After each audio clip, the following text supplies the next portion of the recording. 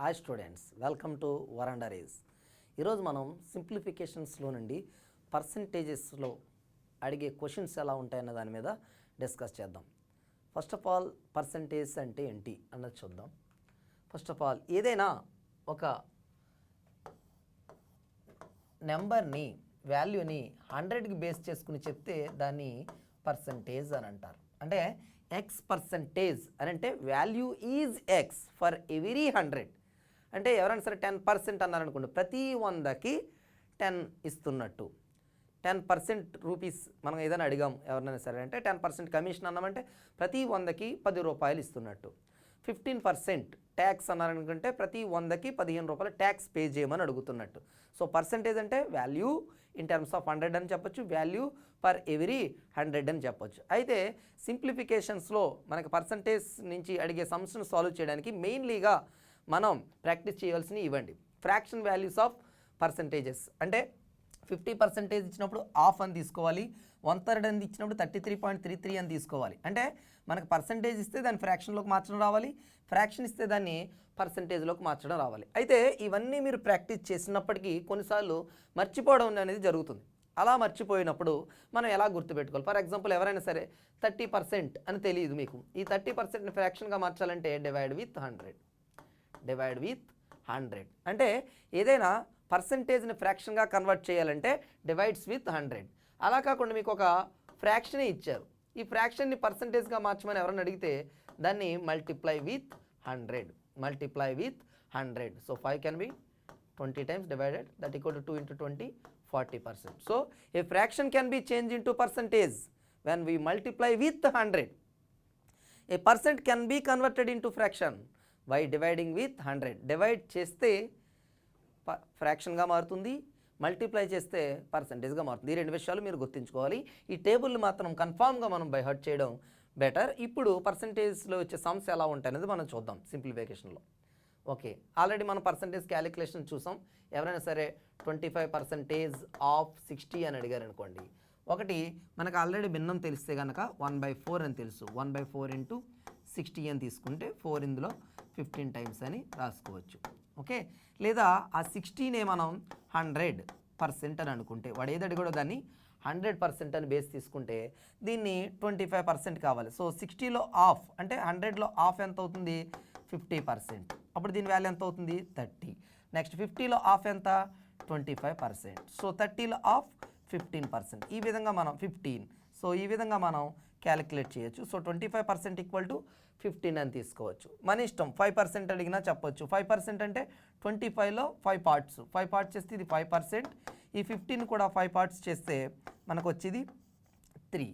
Okay, next ఇలాగే మనం 1% చూడొచ్చు, లేదా 2% చూడొచ్చు, 3% చూడొచ్చు. ఈ విధంగా కూడా మనం క్యాలిక్యులేట్ చేయొచ్చు. డైరెక్ట్గా ఫ్రాక్షన్స్ గుర్తుంటే ఈ విధంగా సాల్వ్ చేయొచ్చు, గుర్తు లేనప్పుడు ఈ విధంగా స్ప్లిట్ చేసుకోవచ్చు. అంటే ఇచ్చిన టోటల్ వాల్యూని 100% అనుకుని మనకు కావాల్సిన సబ్ డివిజన్స్గా కట్ చేసుకోవచ్చు. ఇప్పుడు ఎవరైనా సరే 20% అని అడిగారు అనుకోండి, ఈ 16 100% అనుకుంటున్నాను. ఓకేనా, బోత్ సైడ్స్ 0 0 క్యాన్సిల్ చేస్తే 6 ఈక్వల్ టు 10%. 6 అనేది ఎంత? 10%కి ఈక్వల్ అవుతుంది. మన రిక్వైర్మెంట్ 20%. అంటే ఏ విధంగా చెప్పవచ్చు? ఈ 10ని 2 times మల్టిప్లై చేసినట్లే ఈ 6ని 2 times మల్టిప్లై చేస్తాను. అప్పుడు ఎంత వస్తుంది ఆన్సర్? 12 వస్తుంది. సో 20% ఆఫ్ 60 అని అడిగితే వెంటనే మనం ఎంత చెప్పొచ్చు? 12 అని చెప్పొచ్చు. ఈ విధంగా కూడా మనం క్యాలిక్యులేషన్ చేయొచ్చు. అంటే మన కన్వీనియన్స్ని బట్టి మనం ఏ విధంగా ట్రై చేయొచ్చు. సో డైరెక్ట్గా ఫ్రాక్షన్ లిస్ట్ మనకు ఐడియా ఉంటే మనం డైరెక్ట్గా ఆన్సర్ చెప్పవచ్చు.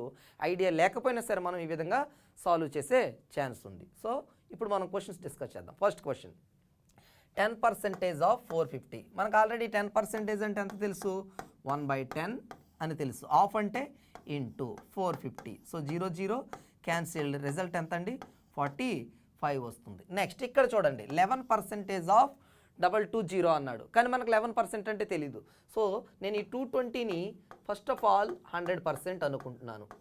Okay, so both sides 0 0 cancel చేస్తే ఎంత వస్తుంది? 10% ఈక్వల్ టు 22 వస్తుంది. ఓకే, నెక్స్ట్ దీన్ని బై 10 చేసాను అనుకోండి బోత్ సైడ్స్, అప్పుడు ఎంత వస్తుంది? 1% ఈక్వల్ టు 2.2 వస్తుంది. సో మన ఆన్సర్ 11% కాబట్టి దాన్ని ఎలా రాయొచ్చు? 10% ప్లస్ 1% అని రాస్తున్నాను. ఓకే, సో 10% వాల్యూ ఎంత? Already 22 plus 1% value 2.2. So overall answer 24.2. ఈ విధంగా మనం సాల్వ్ చేయొచ్చు. 11/100 ఇంటూ 220 అని కూడా రాయొచ్చు. అయితే మీరు అబ్జర్వ్ చేయాల్సింది ఏంటంటే ఇక్కడ డబల్ జీరోస్ అని ఉంటే కనుక మీరు బై 100 అని తీసుకోండి. సో పర్సంటేజ్ని డైరెక్ట్గా ఫ్రాక్షన్గా మార్చేయండి. 11/100 ఇంటూ 220 అని కూడా రాయవచ్చు. అయితే మనకి కొంచెం ఇన్కంఫర్ట్గా ఉంటుంది. ఎందుకంటే ఇక్కడ ఎప్పుడైతే డబల్ జీరోస్ వచ్చినాయో ఇక్కడ కలిపి డబల్ జీరోస్ వచ్చినాయో అప్పుడు డైరెక్ట్గా బై 100 వేయచ్చు. Otherwise our criteria like this. ఈ విధంగా తీసినట్లయితే మనకు ఫాస్ట్గా ఆన్సర్ రావడానికి ఛాన్స్ ఉంది.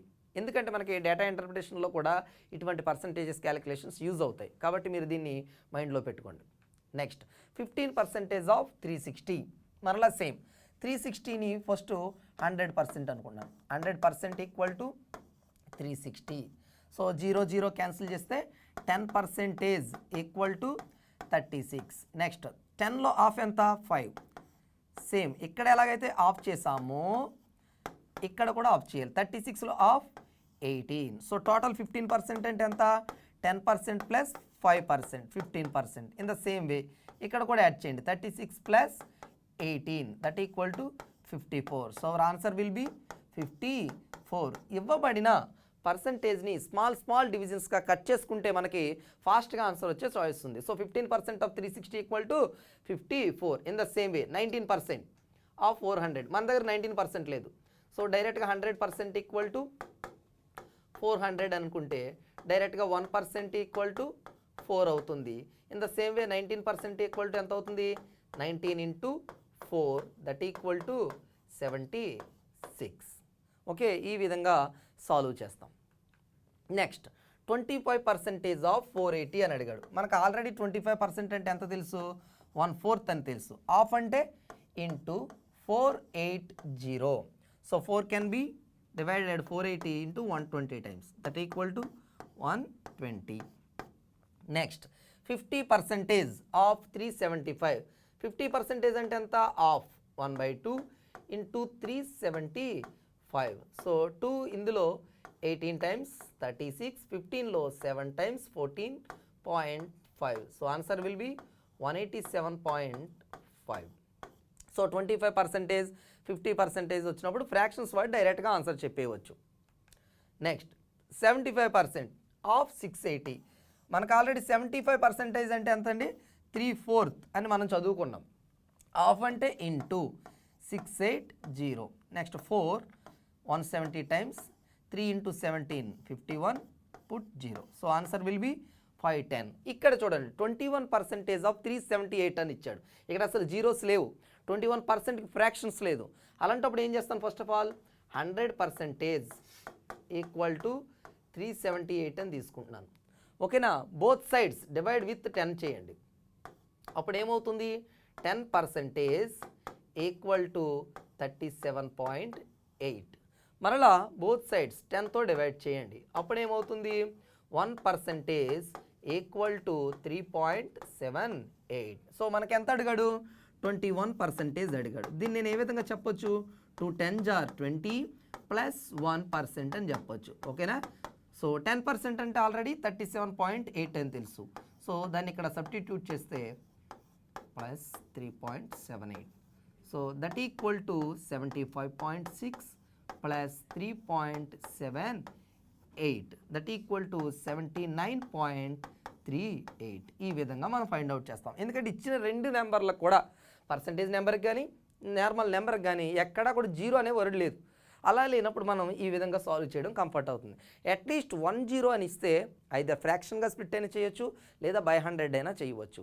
ఇవ్వనప్పుడు మాత్రం ఈ విధంగా చేయడం మనకు చాలా కన్వీనియంట్గా ఉంటుంది. నెక్స్ట్ ఓకే స్టూడెంట్, ఈరోజు మనం పర్సంటేజ్ని బేస్ చేసుకుని సింప్లిఫికేషన్లో అడుగుతున్న క్వశ్చన్స్ని డిస్కస్ చేయడం జరిగింది. మీరు ఎంత ఎక్కువ పర్సంటేజ్ ఫ్రాక్షన్ లిస్ట్ని ప్రాక్టీస్ చేస్తే మీకు అంతగా మార్క్స్ గెయిన్ చేయడానికి అవకాశం ఉంది. సో మీరు ఈ పర్సంటేజ్ అర్థమయ్యాయని నేను అనుకుంటున్నాను. మీరు దీన్ని యూటిలైజ్ చేసుకుంటారని కోరుకుంటున్నాను. Okay, thank you.